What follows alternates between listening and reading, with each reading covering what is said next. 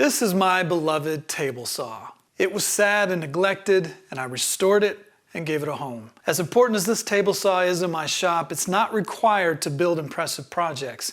In fact, not every aspiring woodworker has one, so I'm building this station around a much more accessible tool, the circular saw. Go to the link down below to get plans so you can build this too. For the base, you'll need a piece of 2 foot by 2 foot plywood, and you can buy that exact size at the home center. My piece is 2 by 4, so I need to cut that down. So now I'll make those measurements, and then I'm going to use a circular saw guide. If you want to know how to build this, I've got a video that shows you how. The link will be down below.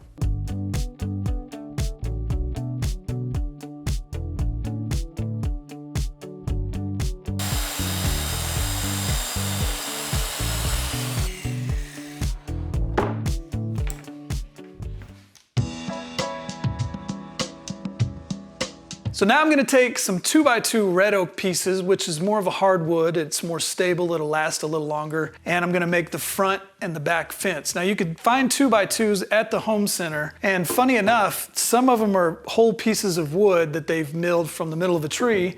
And others, they took 2 1 by 2s and laminated them together to make a 2 by 2, which I think is kind of funny actually. But the point being, if you can't find these 2 by 2s, because they usually don't have a lot of them in stock, you can either order them online and have them delivered, or just take a 1 by 2 like they did with this one and cut 2 pieces and glue them together. That works perfectly fine. So now I'll measure and cut one of these to 24 inches and the other one to 19.5 inches.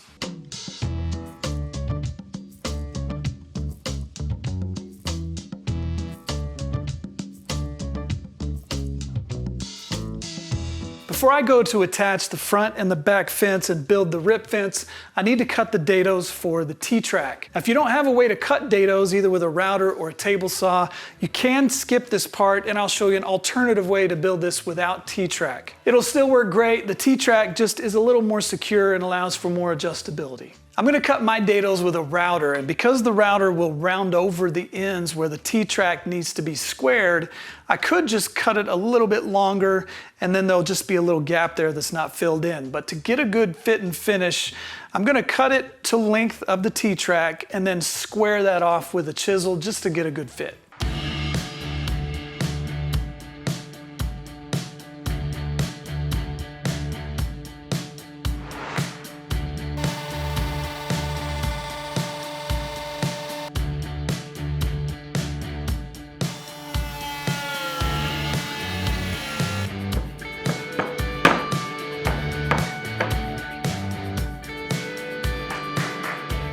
I'm attaching both of these fences with wood glue.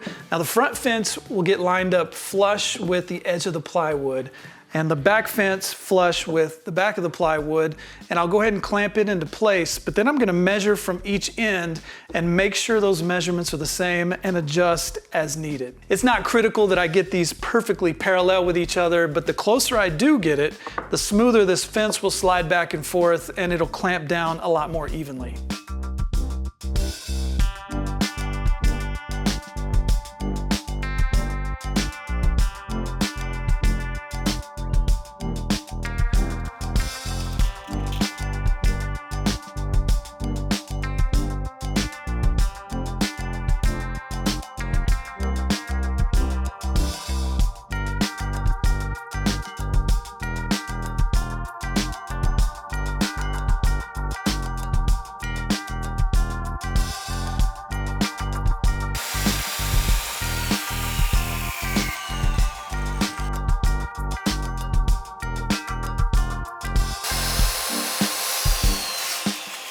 I've got the slide base and this right side rail cut to length. Now this rail is 1.5 inches wide, and one problem I have is once the saw is lowered down to the depth it needs to be for this station, 1.5 inches is just going to be a little bit too tall. So I need something closer to 1 1/8 inches so it'll clear underneath that motor. So the way we're going to do that is to take the offcut from our 1x6, and I'm going to rip 1 1/8 inches off of this with the circular saw. Since this is so narrow, we can't clamp it down while we cut it. So to do it safely, I've got to get a little creative. So I'm going to take a bigger piece of plywood and actually screw this down right in the corners to that piece of plywood, and then I'll be able to clamp the plywood down. And then I'll take the slide base, scoot it up against that piece, clamp it down, and put a straight edge on this so I can get a really nice straight cut. So let's try that again.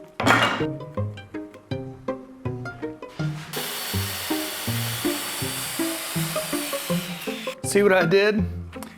I made them 3/4 of an inch for some reason. Let's do it again. That didn't take long. That was educational. So we finally got the piece that we need. Now let's make sure that it fits. Take the circular saw down to the depth, and we got plenty of clearance. This base is not quite wide enough for the circular saw to fit with both rails into place. So I'm just gonna attach the left one for now. Once that dries, we'll make the cut, attach the rail to that second piece, and then we can go through the process of squaring it up and attaching the whole assembly.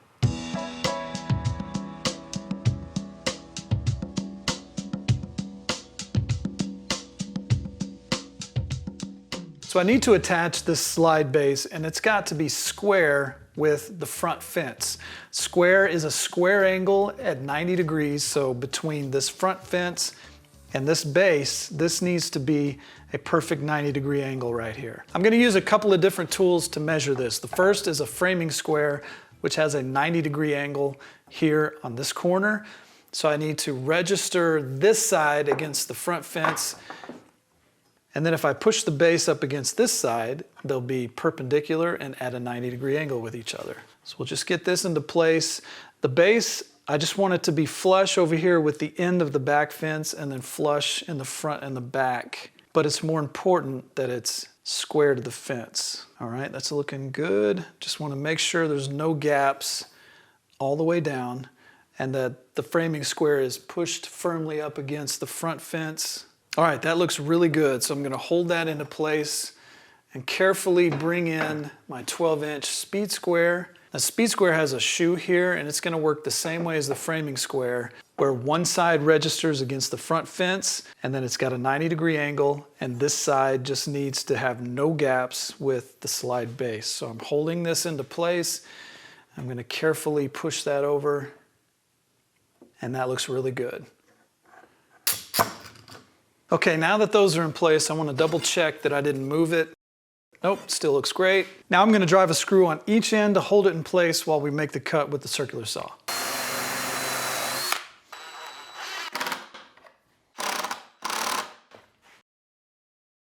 Now it's time to cut this into 2 pieces. I've double checked it's square with the front fence. Everything looks good. I've dropped the saw down just below the workpiece. We'll start behind this workpiece, get the saw going, and then push through the cut.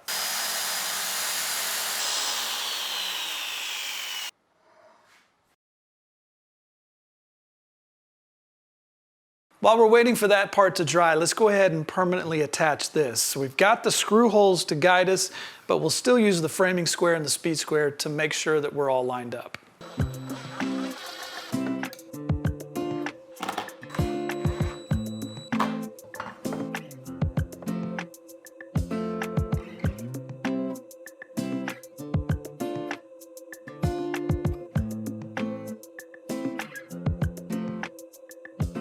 Before I attach this piece, I'm gonna sand everything down to make sure the saw slides back and forth smoothly.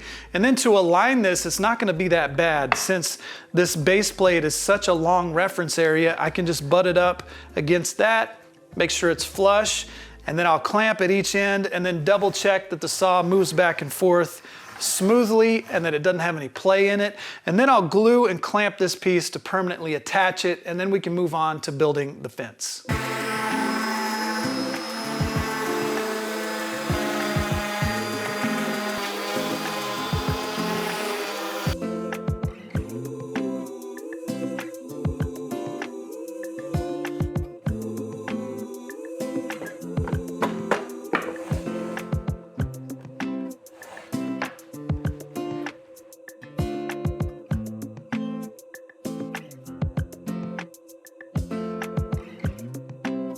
I need to measure and cut the rib fence. to the distance between the front and the back fence. So I'm going to push it up against here. And then I need a piece of 1x2 that is the height of this thickness here plus the thickness of the 1x2. And I need 2 of those. Then I need a piece that's 7 inches long. These aren't critical measurements right here. So I measure that from there, and then 4.5 inches. I like to make a little X on the opposite side of the piece I'm keeping to make sure I don't cut into this piece. I'm gonna let this dry for about an hour, and then I'm gonna cut these on our new cutting station. I'm lowering the blade down until it touches the plywood, and then I'm just gonna lift up the base just a tad bit to make sure that it cuts all the way through my work pieces. Now I'm gonna lift it up, hold the blade guard, start the saw, and then gently lower it down until it cuts into the plywood, and then go ahead and push it through the cut.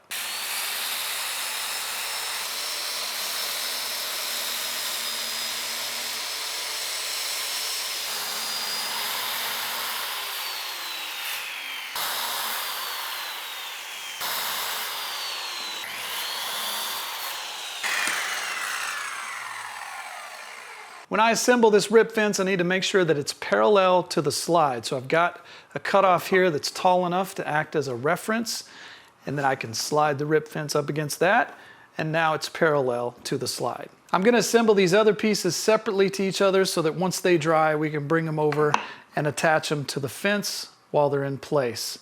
And before I do that, I want to mark where the T-track needs to be. So I'll get these glued up and then cut the T-track and put it on the rip fence and on both the front and back fences. And then once these pieces are dry, I'll attach them to the fence, put the clamps on, and then we'll be ready to try it out.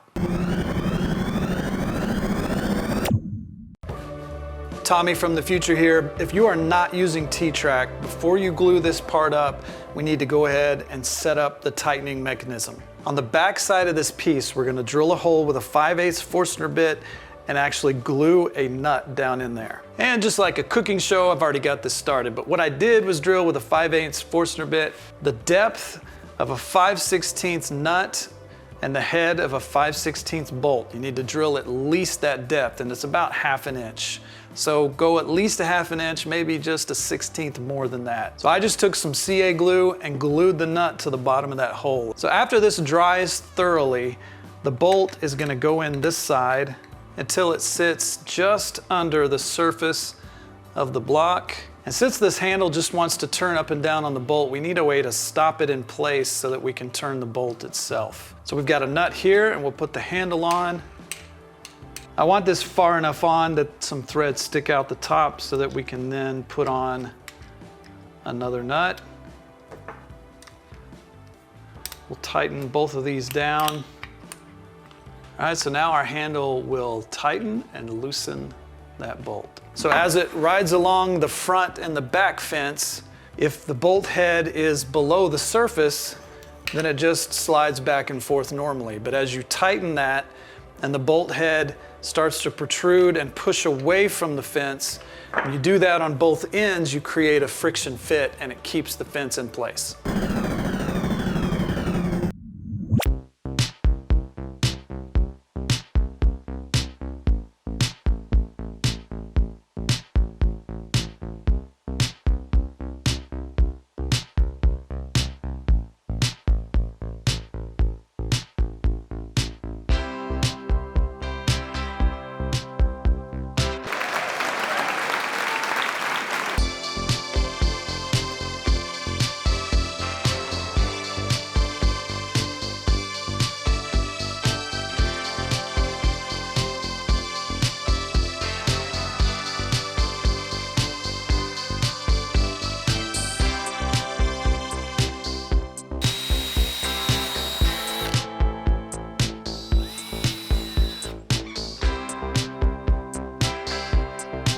The last piece is a guide to make repeatable 45-degree miters, and I want to make this removable in case we need this whole area to cross-cut a wide piece of wood. It's tempting just to throw the speed square up there and mark this 45-degree angle, but if we do that, we're referencing off of this plywood edge, and not where the saw is actually cutting. And this slide is up off the plywood a substantial amount, so it's kind of hard to reference against that and then mark down here on the plywood where the guide needs to lay. So we're gonna have to improvise and do something similar to what we did with the fence and extend this reference area with that same scrap piece of wood. And I've got this little angle finder. I realized with this little angle finder that 45 degrees is just slightly off from where it's marked. So I double check that with the speed square, get it where I need it. We'll make sure with this piece that we're pushing it up against the slide, that there's no gaps, and that it's straight up and down 90 degrees and flat against the plywood. Then we slide this gauge up there to reference against this piece, and then I'll mark 45 degrees. And to extend the line, I'm using the straight edge from my combination square, and I'm gonna put the pencil right on the line and then slide the straight edge up to it, and then we'll extend that line. So now I'm gonna clamp this in place temporarily just to make a test cut and see if we've got our measurement right.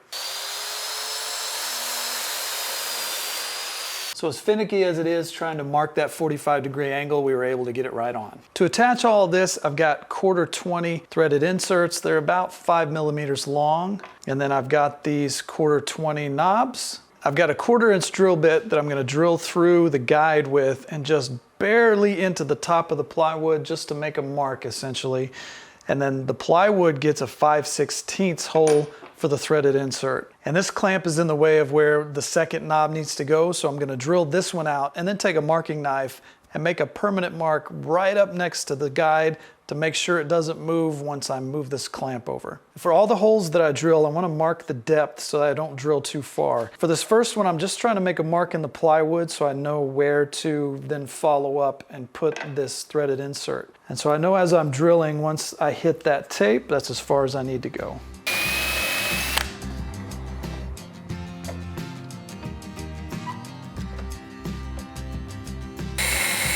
These threaded inserts only need a hole about 3 millimeters deep, so I'm gonna go about halfway the thickness of the plywood and put the tape there.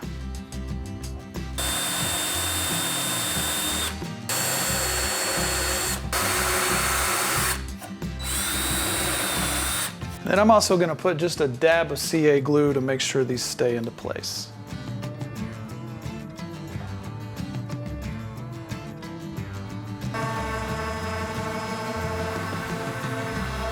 The bolts that came with these handles ended up not being long enough to go all the way through and into the threads, so I just recessed the holes with a 3/4-inch Forstner bit.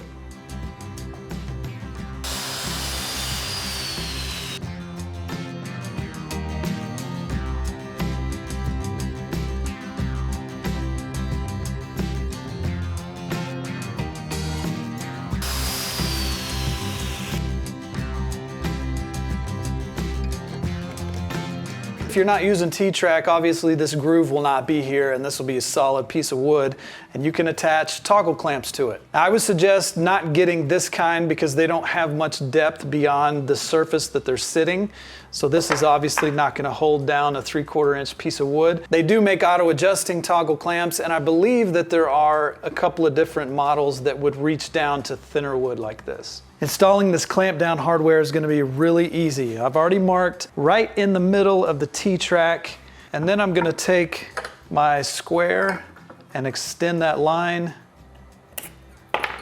Now I just need to find the center of this, drill a 5/16-inch hole, and then I can put everything together and test it out.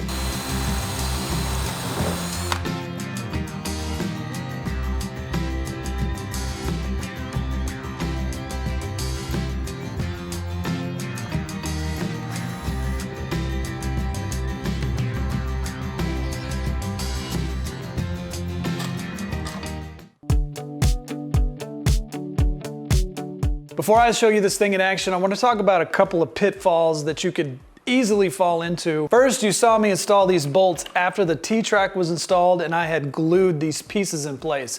I got extremely lucky that this was just short enough that I could slide it back and lift it out. What you saw me do a minute ago, I trimmed off a little more off the edge, so it's a lot easier now, but it almost didn't come out. So the moral of that story is don't make it much longer than this gap here or you won't be able to get it out. Secondly, make sure that these bolts are no longer than 1.5 inches thread length. Otherwise, they won't fit in here to get in the back side. I never even thought about this. It never crossed my mind. Luckily, I had the right length and they fit in there and it was no problem. When I was doing the 3D design of this fence, I was convinced that these little blocks would break off eventually. Because not only is this a butt joint, in grain to side grain, which is not the greatest joint in the world, but you're also applying counter pressure when you tighten this down to that weak joint. So inevitably that's gonna break. Well, as you can see in the previous clip, this back one broke off. So now I've drilled holes, countersinked, and driven a screw on each side, and that'll add some mechanical strength. I'm also probably going to need some different clamps eventually. These are great if you have a wide workpiece. If you have something, say, like this width and you need to cut it down the middle, these clamps will not work for that. I know there's several options out there. I just need to try to find something that'll clamp as close to the fence as I can get it to maximize the width of the workpiece. Last thing before I show you this station in action is I really love the idea of this fence, and I think it's fine for this application, but it's not finished to make it completely user-friendly. The biggest problem is that it racks pretty bad, which means each end can move opposite directions quite a bit. So this just means that anytime you move the fence to a certain width, that you need to measure in the front and the back and make sure those measurements are the same so that the fence is parallel to the slide. And my thought to fix that is maybe you could cut a groove on the inside of each fence and then have a guide made out of wood or metal that's attached to the fence that rides in that groove, and that would keep each end sort of moving at the same time. That would have to be fit pretty well to keep it from racking, but it would at least cut down significantly on how much it would move around. Now it's time to see this cutting station in action. Check down below to get the plan for this project. If you like this video, hit the thumbs up and subscribe. I'd love to have you as part of the channel. Thanks for watching, and I'll see you next time.